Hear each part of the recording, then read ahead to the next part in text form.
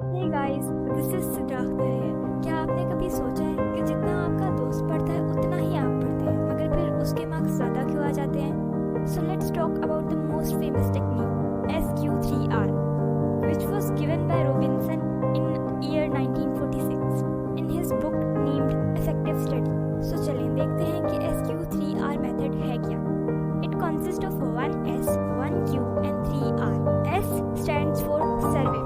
सर्वे से मुराद चैप्टर के अंदर जितनी भी main headings, topics, diagrams, tables, charts हैं, उनको बस आपने एक नज़र देखना है सो दैट आपको ये पता चले कि चैप्टर किस चीज़ के बारे में है। Then comes the Q.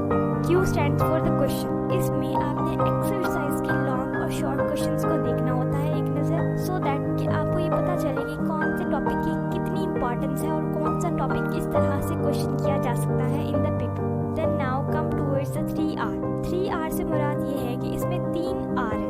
पहला R, R1 stand for reading. इसमें हमने पूरे चैप्टर को डीपली रीड करना होता है और जितनी भी इम्पॉर्टेंट लाइंस हैं उनको अंडरलाइन करना होता है और पूरे चैप्टर में जो भी कॉन्सेप्ट है उसको समझना होता है। जब आपने एक चैप्टर को पूरी तरह से डीपली रीड कर लिया तो अब आती है बारी सेकेंड R की। स्टैंड्स फॉर रिसाइट और रिकॉल।